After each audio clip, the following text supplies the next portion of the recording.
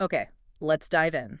We're starting today's deep dive by taking a really close look at maybe one of the most basic phrases we all think we know in English. Right. You probably used it this morning, maybe even a few times already. How are you? Seems simple enough, doesn't it? Exactly, like a straightforward question. How's your health? How's life? But, if you've actually spent time navigating real English conversations, Mhm.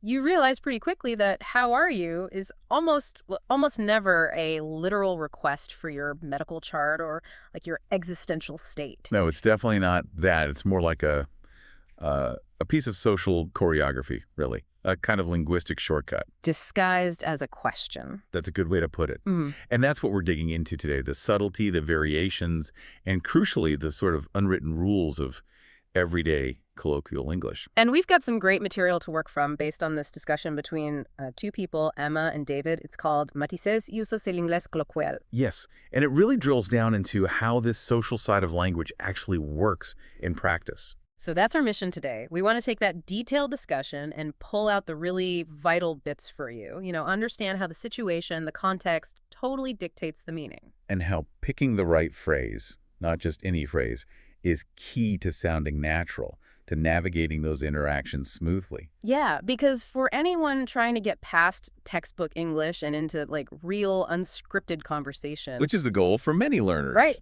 Knowing which version of how are you or similar phrases to use and understanding why that choice matters socially, that's a huge marker of fluency. It's more than just vocabulary. Absolutely. It's about moving past simple translation. We're not just translating words, are we? We're translating social intention. And maybe social distance. Social distance, exactly. Setting the tone. So let's start where basically every interaction starts. The greeting. The very flexible greeting. Okay, so just think about the sheer number of ways we have in English to do with one simple thing. It's kind of amazing when you stop and list them. The core idea here, as the source material points out, is that English speakers don't just stick to one way of asking about someone's well-being. The choice is, well, strategic. Definitely strategic. The standard, maybe more formal baseline, how are you? That's really just the starting point, isn't it? The neutral gear. Yeah, and every little shift away from that neutral baseline is a deliberate choice. It immediately tells you something about what the speaker intends or how they see their relationship with you. And what's really fascinating, something Emma and David's discussion highlights, is that having so many variations for the same basic idea, which is really just, I see you, I acknowledge you, it shows how much English relies on this subtle social positioning through language. Right, from the first word. Exactly. That simple greeting is your first move in defining the whole dynamic of the conversation to come. Okay, let's break down some of those moves. We have the baseline, how are you? You mentioned it's neutral. When do we typically use that one? But that's your default, isn't it? You use it when you're unsure about the formality level. Like with a new client. Yeah. Or someone much older. Precisely. Or someone higher up in the hierarchy at work. Anywhere where you need to maintain a certain distance, a level of respect for boundaries, it's the safe option. You called it linguistically sterile before, which I liked. Yeah, and that's its function, its strength. It signals respect. It doesn't impose closeness. But then let's look at the first big shift away from that boundary. How's it going? Ah, yes. The casual champion, you might say. Definitely. The sources specifically tagged this one as distinctly casual. So talk about the impact. What does hearing "how's it going" instantly signal to the listener? It's an immediate signal. It drops the formality level like way down sharply. It cuts through the social distance. So if someone says, "How's it going to you?" They're basically saying, hey, we're cool. We can relax. No need for the official persona right now. It's setting the rules of engagement as casual. Which explains why using it with, say, a judge in a courtroom might feel off. Extremely off. The words themselves aren't offensive, obviously, but the register, the level of formality, clashes violently with the context. It's a mismatch. It's like showing up to a black tie event in shorts. Pretty much. The language choice signals your understanding or misunderstanding of the social situation. So it's almost like a quick, unspoken agreement by using "how's it going." You're proposing a kind of conversational shortcut. Yeah, a shortcut that bypasses the formal protocols and gets you both onto comfortable ground faster. Assuming the other person accepts, of course. Ah, okay. So what happens if there's a mismatch? Like someone hits me with a formal "how are you?" and I just reflexively say, "Hey, how's it going?" back. Well, that's where this little micro-negotiation happens in real time. If you respond casually to their formal opening, Yeah. you're essentially trying to pull them down to your level of informality. Mm-hmm. In a really formal setting, like that judge example, it could seem like you're overstepping or don't understand the situation. Could be seen as disrespectful. Potentially. But in many everyday situations, maybe just meeting a new colleague. Right. The person who started formally might just adjust downwards immediately. Yeah. They might even feel slightly awkward for having been too formal. It often works out fine, but the person using the casual phrase first often projects a bit more, maybe social confidence. That's interesting. That subtle confidence that comes from knowing which tool to use when. Okay, so that's the immediate casual signal. Let's contrast that with the other big variation the sources mention. How have you been? This one's different because it adds history. Exactly. Time. It specifically implies a period has passed since you last properly connected. You wouldn't use it if you just saw them yesterday. No way. If I bump into my office mate who I saw 2 hours ago and say, "Hey, how have you been?" It sounds weird. Maybe even sarcastic. Because you're implying a gap that doesn't exist. Right. The phrase inherently carries this sense of a temporal gap, a break in continuity that needs bridging. So it implies you need a catch-up. It sort of prompts the listener to think back over the last week or month or however long it's been. I give you the highlights or lowlights. That's why the expected answer to "how have you been" is generally longer, more reflective than the quick "fine, you" that often follows "how's it going?" It carries more weight, more expectation. Definitely more expectation. Mm-hmm. It signals that the speaker isn't just acknowledging you in this moment, but they're interested in the time that's passed since your last real interaction. It asks for a bit of a narrative. So if we use that framework, how are you is the neutral handshake. Yep. Acknowledgement. How's it going is more like the fist bump. Immediate, low barrier, casual. And how have you been is like asking for a quick summary report of their life since you last connected. That's a perfect way to summarize the intent behind each one. Uh, And the core takeaway from this first part has to be that the choice isn't random. It's strategic. It defines the relationship, the formality, even how long the answer should probably be. Exactly. If you're learning English, mastering this isn't just about vocabulary. It's about learning to pick the right social tool for the job. You're positioning yourself socially before the main conversation even kicks off. Okay, that sets us up perfectly for the next big question then. We know the different tools exist. The different greetings. Right. Now let's really dig into the why. Why pick one over the other? What are the rules guiding that choice? And the source material seems really clear on this. It comes down to context and formality. Absolutely. This is kind of the invisible framework holding the whole conversation together. The environment, the situation, it dictates the kind of language that's expected, the required register. Can you give an example of drastically different contexts? Sure. Think about, say, presenting really important financial results to the company board. That's a high-stakes, highly formal setting. Okay. Maximum formality needed there. Definitely. Now, contrast that with, I don't know, bumping into an old friend you haven't seen in ages at the supermarket checkout. Mhm. Purely personal, totally casual, maybe even a bit chaotic. Completely different worlds. And the language has to reflect that. In the boardroom, you're going to use elevated language. You'd stick to, "How are you?" Or maybe even something more formal like, "Good morning, I trust you're well." Why? What does that formal choice signal? It signals that you understand the seriousness of the situation, you respect the hierarchy, you're aligned with the expected professional tone. Using overly casual language there could make you seem unprepared, or worse, disrespectful of the context. Right. It confirms you know the rules of that specific game. Exactly. Now, flip to the supermarket, your old friend. If you walked up and said, very formally, "Greetings, I trust you are well," Uh-huh. Yeah, they'd look at you funny. they would probably think something was wrong. Like, "Are you mad at me? Did we have a falling out I forgot about?" That context demands informality. It demands, "How's it going?" or "Oh my gosh, hey," or something with energy and warmth. The formal greeting feels cold and distant in that warm personal context. So the phrase choice isn't just polite noise, it's actively signaling the kind of interaction you expect to have. Precisely. It signals the expected emotional depth, the level of commitment you're looking for in the conversation right now. So a very casual phrase like, how's it going, often signals. Often signals lower commitment. It's a friendly acknowledgement, essential social lubrication, but it doesn't usually invite a long, deep discussion. It keeps things moving. It's efficient. And that efficiency is important, isn't it? Especially in busy environments. Crucial. Think about running into someone when you're both rushing for a train. You need to acknowledge them, but you don't have time for a chat. So how's it going is perfect there. It allows for that quick, good you exchange. And then you can both keep moving without awkwardness Yeah. if you used, how have you been in that scenario. Oh, that would be bad. You're inviting a longer story when there's clearly no time. Exactly. You're creating an obligation this situation can't support. So the phrase choice becomes about managing time and mutual expectations too. It's about managing cognitive load as well, maybe. Yeah. How much effort is required? That's a great point. Casual greetings generally require less cognitive and emotional effort to respond to. And this is where learners sometimes run into friction, right? Yeah, tell us about that. Misjudging the formality can create real awkwardness.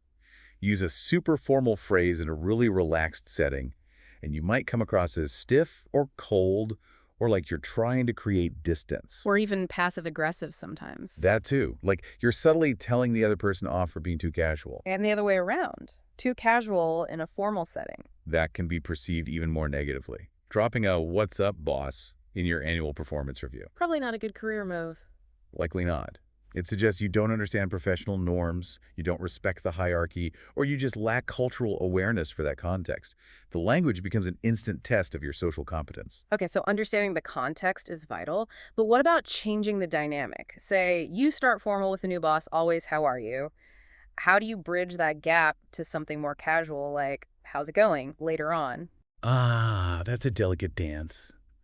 The sources suggest that shift often happens after the social context itself has already softened a bit. Meaning? Meaning maybe you've worked together for a while, you've had some informal interactions, maybe a team lunch or something outside the strict office hierarchy. The nonverbal cues, the shared experiences, they reduce the distance first.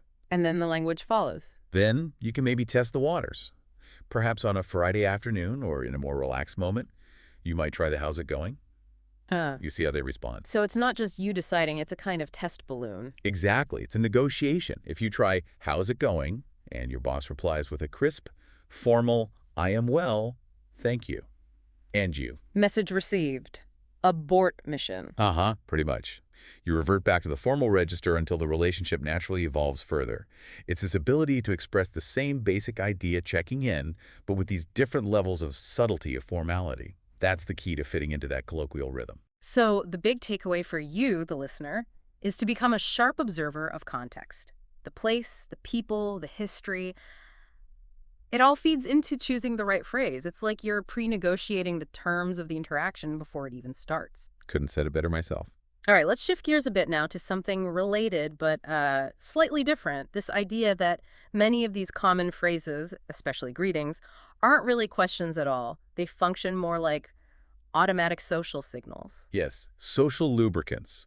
This is a really crucial concept for understanding everyday English. And the source material uses a perfect example to illustrate it.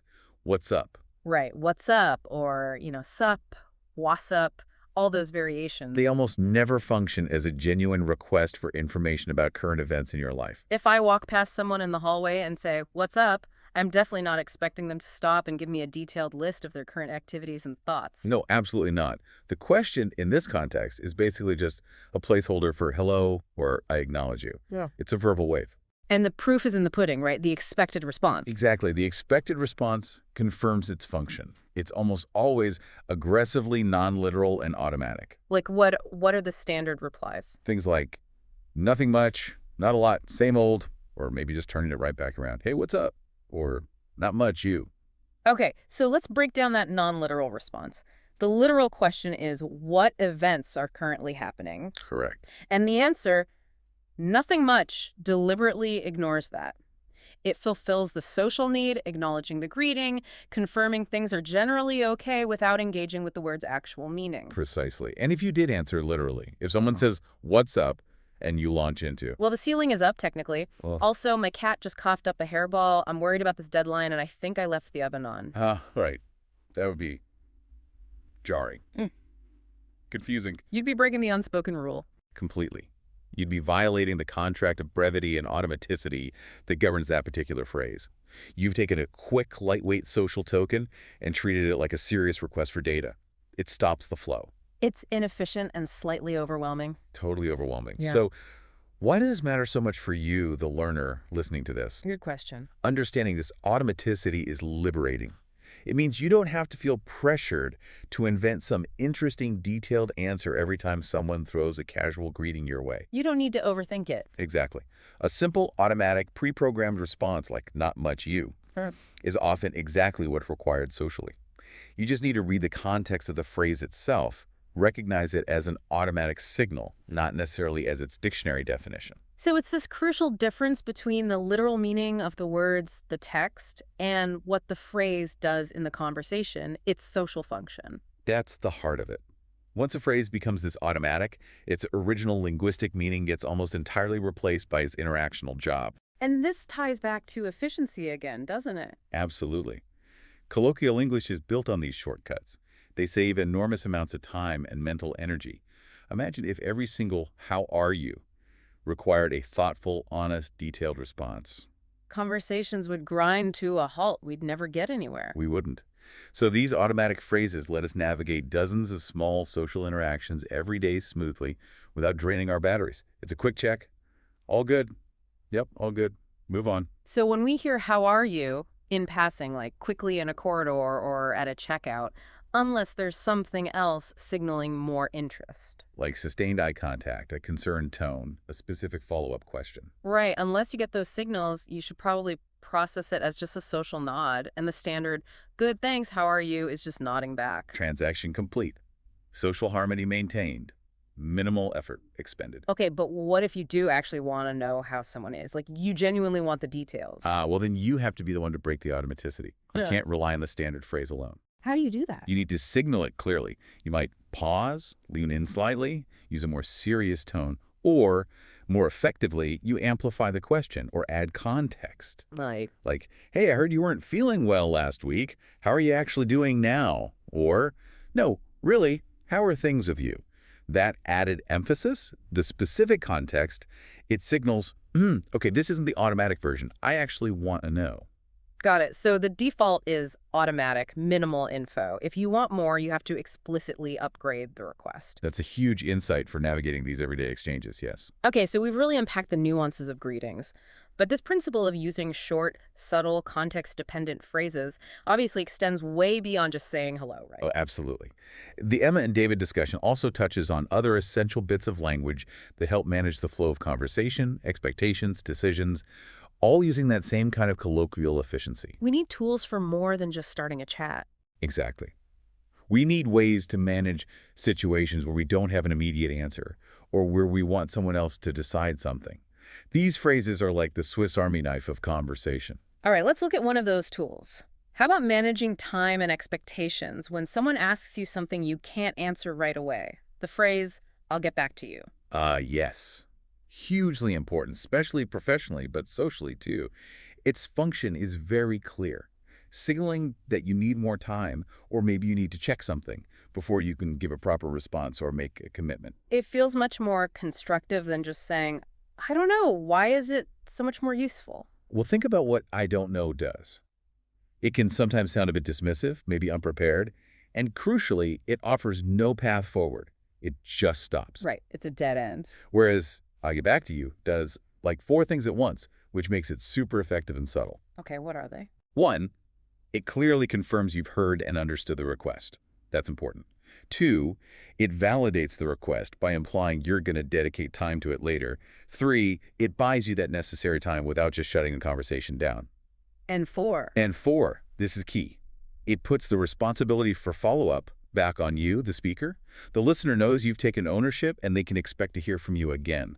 It manages expectations. It implies a future action. Like, if I say it in an email about a complex question. It signals, okay, I flagged this, I need to research or consult, and I will respond within a reasonable time frame. It keeps the communication channel open even when the answer isn't ready. And casually, too, like making plans. "Are you free Friday? Let me check my calendar. I'll get back to you." Perfect example. Yeah. It's a graceful pause button that respects the question while acknowledging you need a moment. What about the time frame, though? Is it always specific? That's a good point. The phrase itself implies relative timeliness.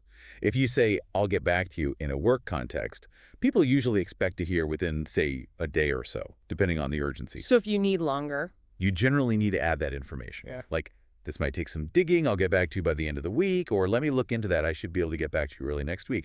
The basic phrase usually implies a shorter delay. Got it. Manage expectations explicitly if the delay is longer. Okay, next tool. Shifting the decision. The phrase, it's up to you. Another classic of efficiency. This one is all about agency, about delegation.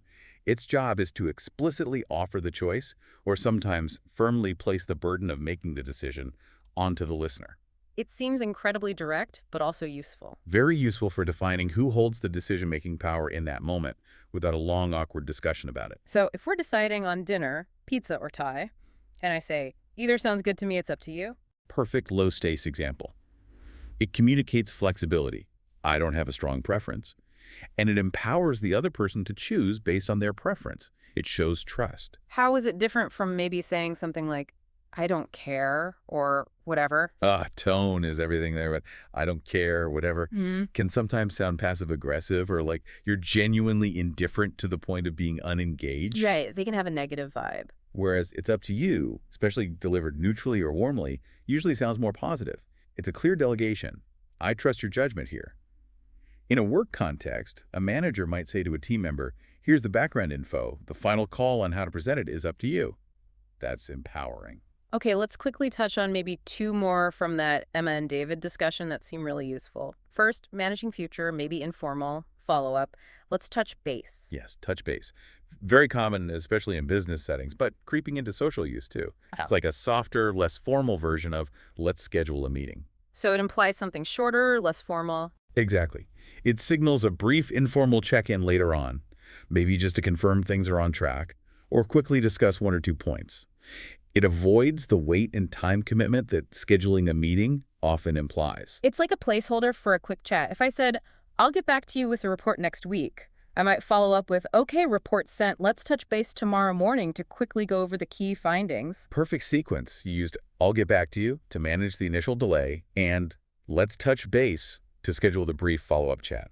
It also manages expectations about how long that chat will be. Right, touch base sounds like 10-15 minutes max. Usually, yeah. Yeah. It's a signal for brevity in our very busy schedules. Okay, and one more. For showing agreement or willingness to join in, especially socially. I'm game. I'm game. I like that one. It's wonderfully concise, isn't it? Yeah, what does it really mean? It means, yes, I'm willing, or I agree to that plan, or often, I'm enthusiastic about participating. It's a positive affirmation of willingness, usually for an activity or suggestion. So if someone says, hey, I want to grab coffee after this, replying, I'm game, sounds more enthusiastic than just, okay. Definitely more enthusiastic and ready. It implies, yes, count me in, sounds fun. It signals immediate buy-in. But it's definitely casual, right? Oh, strictly casual. You would absolutely not write I'm game in a formal business proposal. Probably not. Regarding the proposed merger, I'm game. Exactly. Doesn't quite work. It's for friends, colleagues you're relaxed with, plans for activities. It's a shortcut to a positive yes. So looking across all these examples, the greetings, the delay tactics like I'll get back to you, the decision phrases like it's up to you, the follow-up, let's touch base, the agreement, I'm game. What's the common thread? The common thread, drawing from that source discussion, seems to be this core principle.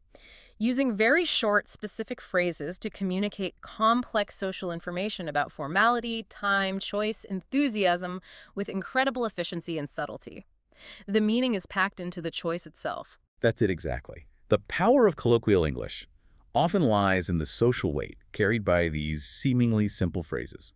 #tag outro.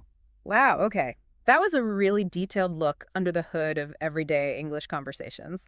Let's try and pull together the main takeaways for everyone listening. Sounds good. First, we saw that even for something as basic as saying hello, colloquial English gives you a whole menu of options. How are you? How's it going? How have you been? They aren't interchangeable. The choice is strategic. Definitely strategic. And we established that the deciding factor, the ultimate editor for which phrase you choose, is context. Right. The formality of the situation, who you're talking to, how long it's been, that dictates the right level, the right register. Your phrase choice confirms you understand that context, or sometimes that you don't. And then, critically, we explored this idea of automaticity. How many of these common phrases, like what's up, are actually literal questions seeking data? No, they're often just social signals, ways to keep the wheels greased, confirm everything's okay without needing a real download of information. They run on autopilot. Their response is automatic, too. Exactly. Now, building on a final point, maybe here's the thought to really carry forward from this deep dive. Okay. If we now understand that even fundamental phrases like, how are you, are often non-literal, performing a social function rather than asking a factual question, well then you really need to start listening critically to other seemingly simple, straightforward phrases in English. You mean questioning your surface meaning? Yes. Ask yourself, what's the real job this phrase is doing in this specific conversation? Is it's up to you just about preference? Or is it about assigning responsibility? Is I'll get back to you just a delay? Or is it a commitment? The real challenge and the real skill in mastering colloquial language is decoding that deeper contextual social meaning that's often hiding just beneath the literal words. So what looks simple on the surface might be doing some quite complex social work underneath. Okay, so the challenge for you listening is this. The next time you hear one of these everyday English phrases, a greeting, a way someone delays answering, how they offer a choice, try to tune into the intent. See if you can spot the meaning packed into the choice of those specific words given the situation. Because mastering the language isn't just knowing words. It's knowing which word fits the room, fits the relationship, fits the moment. That's the real art. Thank you for diving deep with us today.